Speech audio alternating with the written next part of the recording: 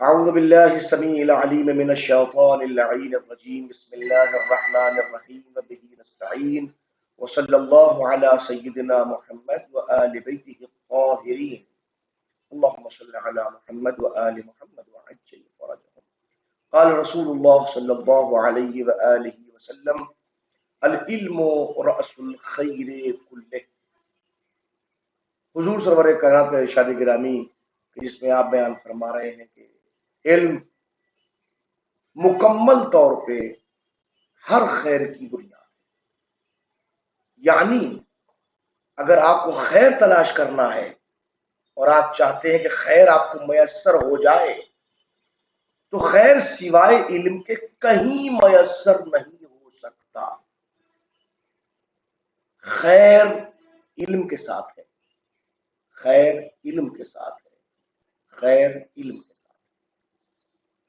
ہر طرح کا خیر مکمل طور پر اگر اس کی بنیاد تلاش کرنا چاہتے ہیں تو صادق و امین پیغمبر کا جملہ ہے کہ آپ فرما رہے ہیں کہ ہر خیر مکمل طور پر اس کی بنیاد تلاش کرنا چاہتے ہیں تو علم ہے. اللہ سبحانہ و تعالی ہمیں خیر سے وابستگی کے لیے علم کے حصول کی توفیق فراہم فرمائے. آئیے کتاب اسکرین کے اوپر موجود ہے، ملاحظہ فرمائیے. دلالت الاعجاز والتحسین والتقبیح العقلیان. اہم گفتگو ہے.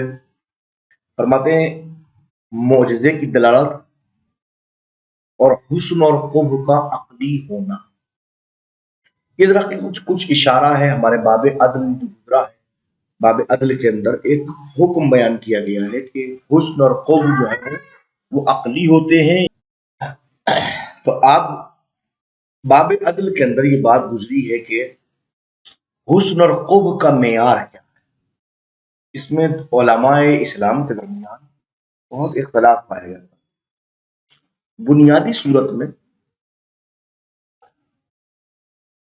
اکثر علماء عامہ کا کہنا یہ ہے کہ حسن و قبح عقلی نہیں ہے، شرعی ہے. الحسن ما حسنہ الشارع والقبیح ما قبحہ الشارع.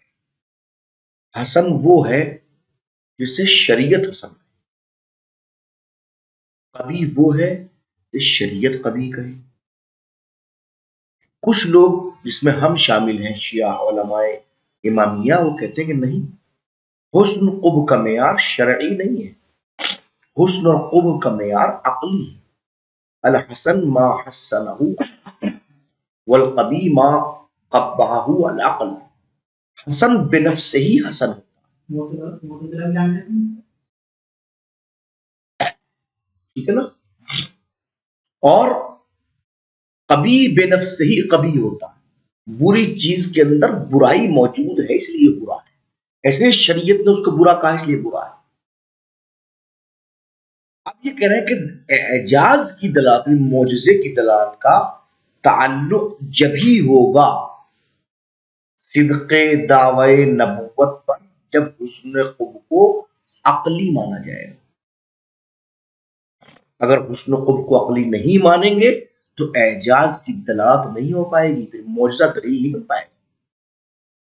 دیکھیے ان دلالت المعجزہ علی صدق دعوی النبوہ، دعوی نبوت کی سچائی پر معجزے کی دلالت یتوقف، یاد رکھیے یہ موقوف ہو جائے گی علی القول، اس قول کے اوپر، یعنی آپ اس بات کے قائل ہو جائیں کیا کہ بالحسن یا بالحسن والقبح العقلیین، کہ حسن قبح عقلی ہوتے ہیں شرعی نہیں ہوتے.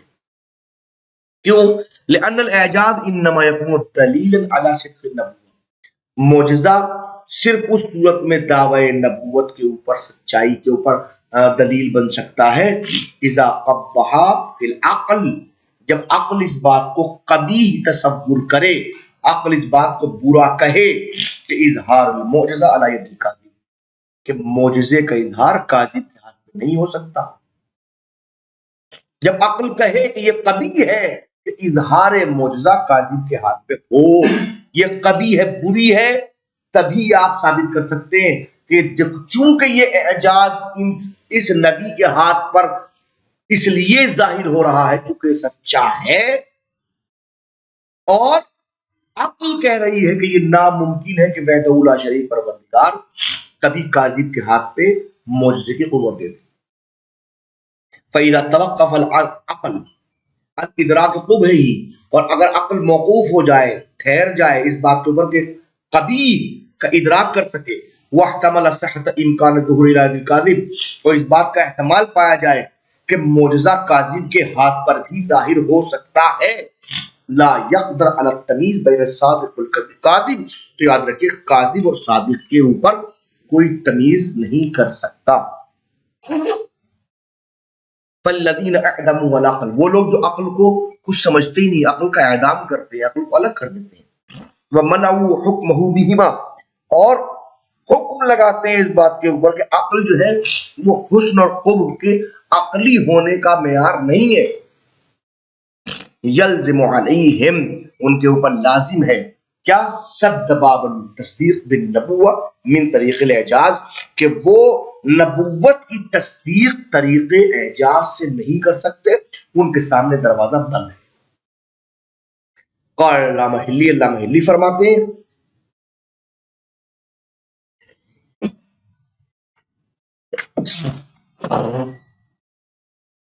لو کان الحسن والقبح باعتبار السمع، اگر حسن اور قبح باعتبار سمع ہوگا یعنی شریعت کی بنیاد پر ہوگا، لا غیر،